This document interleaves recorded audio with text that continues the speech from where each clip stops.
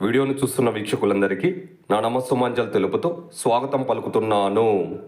నేటి మొదటి ప్రశ్న, క్రీడా మనోవిజ్ఞాన శాస్త్రంకు విస్తృతమైన గుర్తింపు ఏ సంవత్సరం నుండి మొదలైంది? Option 1 1950 year, option 2 1955 year, option 3 1960 year, option 4 1965 year.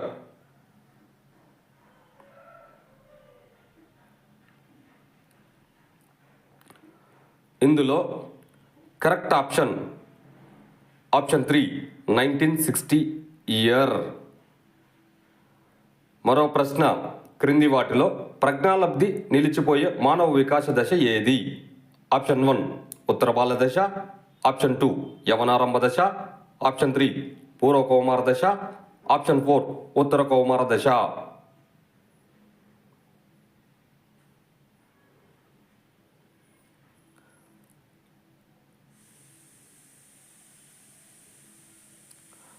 ఇందులో కరెక్ట్ ఆప్షన్ 4 ఉత్తర కౌమార దశ.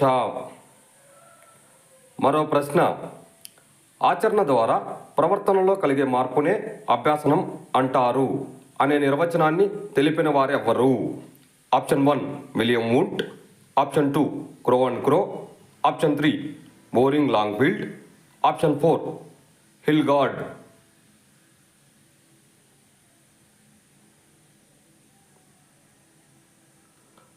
ఇందులో కరెక్ట్ ఆప్షన్ 4 హిల్గార్డ్. మరో ప్రశ్న, పౌనఃపున్య నియమం లా ఆఫ్ ఫ్రీక్వెన్సీ అనేది క్రింది వాటిలో దేనికి సంబంధించినది? ఆప్షన్ 1 సంసిద్ధత నియమం, ఆప్షన్ 2 అభ్యాసన నియమం, ఆప్షన్ 3 ఫలిత నియమం, ఆప్షన్ 4 పైవన్నీ.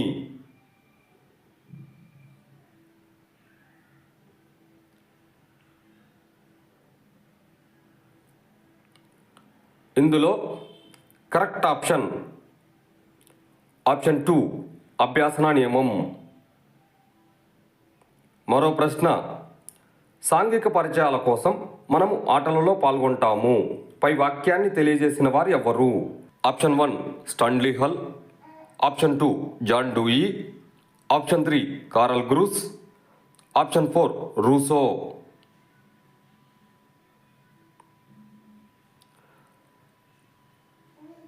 ఇందులో కరెక్ట్ ఆప్షన్ 4 రూసో. వీడియోను చూసినందుకు అందరికీ ధన్యవాదములు. మేము అడుగుతున్న ఈ ప్రశ్నలు భవిష్యత్తులో మీకు ఉపయోగపడాలని ఆశిస్తున్నాము.